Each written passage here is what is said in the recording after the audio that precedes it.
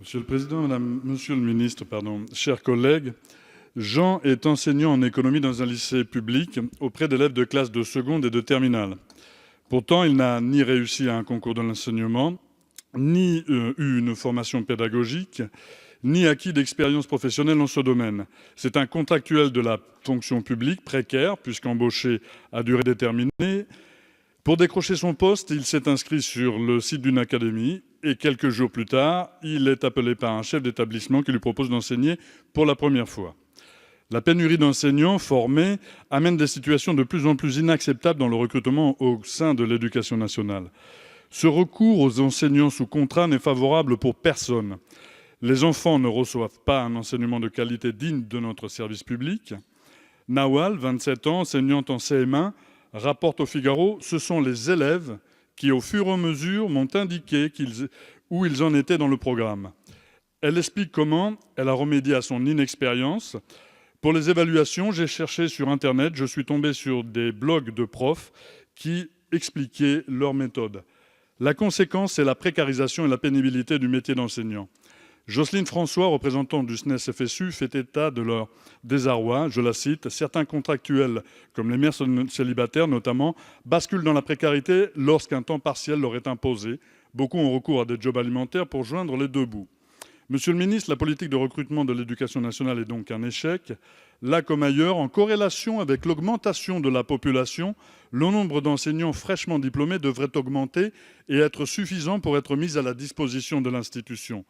De moins en moins de jeunes gens veulent faire ce métier et les précariser sous contrat n'est pas la solution. Ma question est donc la suivante, elle est peut-être redondante, mais elle est importante.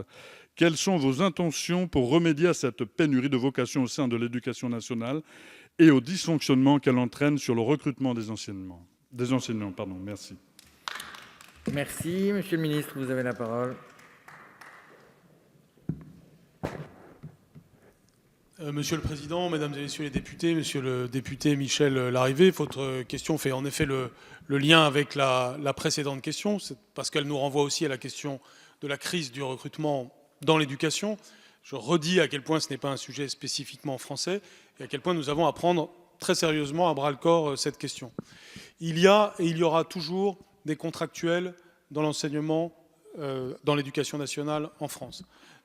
C'est tout à fait inévitable et toute personne qui prétendrait le contraire, d'une certaine façon, pratiquerait une certaine démagogie. Ce qui est important, c'est que ceci reste limité à une certaine proportion.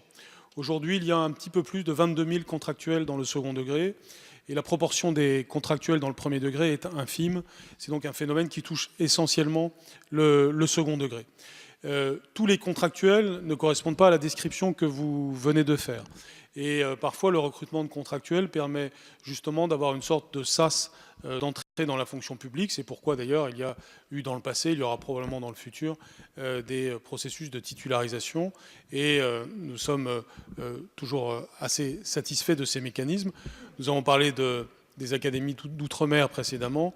Les contractuels sont bien utiles dans ce type de situation où nous manquons de personnel et qui permettent de contractualiser des ultramarins qui ensuite deviennent titulaires. C'est donc quelque chose de complexe qu'on ne saurait décrire de façon manichéenne. Ce qui est évident, c'est que notre but n'est pas d'aller vers plus de contractuels et certainement pas d'augmenter la précarisation que vous avez décrite tout à l'heure et qui est évidemment un phénomène que l'on ne saurait souhaiter. Ce que j'ai dit tout à l'heure sur le pré-recrutement est une des réponses, à la fois parce que nous préparons plus de titulaires pour le futur et en même temps parce que nous pouvons aussi imaginer des mécanismes contractuels qui progressivement mènent à la titularisation. Pour me résumer, il est très important que nous ayons une meilleure formation des contractuels, c'est une des réponses au point que vous avez souligné.